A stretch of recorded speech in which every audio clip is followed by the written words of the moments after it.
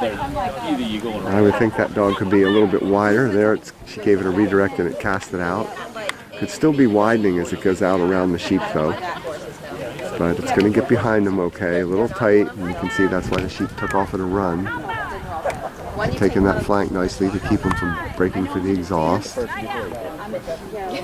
now there's some distance between the sheep and the dog, so the sheep have slowed down nicely. The dog's working nice at a distance and listening.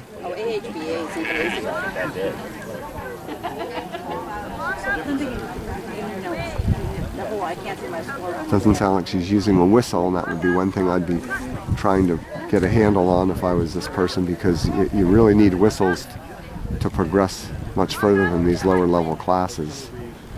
And the dogs do work much better to whistles than they do to the verbal commands. And here we need a little more dog coming on, because the sheep are trying to decide whether the dog is going to push them away from the draw of the exhaust.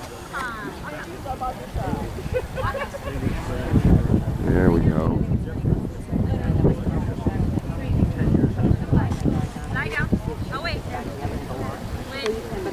And these sheep are so people friendly that you can have a little problem like this, especially at the post. The sheep can stall out and want to stay with the handler.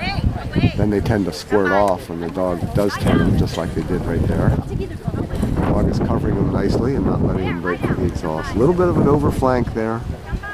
And that's what put the sheep offline on the drive panel.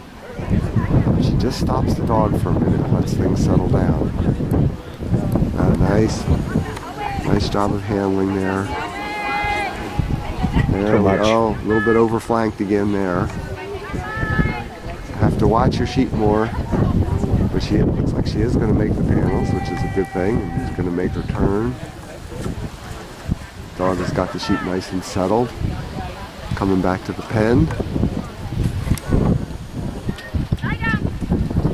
She should flank away there to get the sheep more into the mouth of the pen. They tend to run towards the handler a lot with this particular flock of sheep, so you can see them standing with her, feeling that they're pretty safe. Dana could just flank her dog a little bit more away here, which she just did. That was good. She can maybe get those sheep to walk into the pen, which should lose a point or two for the stall at the mouth here. It doesn't do any good to jump around and tap your crook. You pretty much have to push your dog to get rid. The dog just overflanked a bit too much there, and that's what gave that sheep that chance to slide out of the pen. At this level, you want to keep your eye on your dog when you're penning the sheep once you think they're in. Make sure the dog doesn't move too soon like that.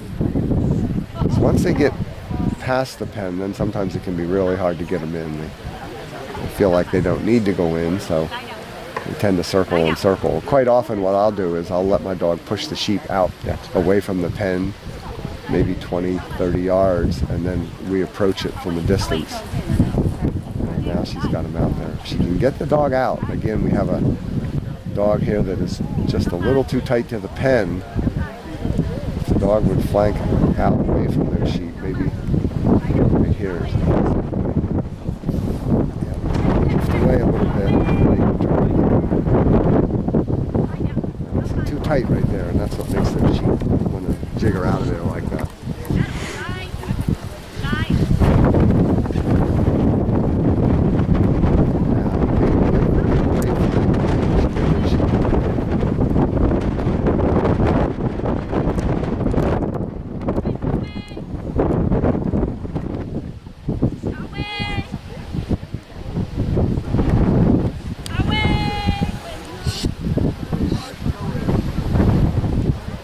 Have to practice with this dog, getting the dog to take that flank when it doesn't want to. She gave it about 4 or 5 verbal away commands back there, and the dog only went a few feet. If the dog would have taken that flank and gone out around that chute, she might have been able to get him into the pen. Now we have the situation again where the dog is coming fairly tight on the pen. Again, you'll see the sheep try to break.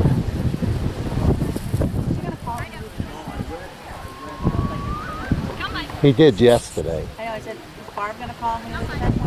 I don't know that.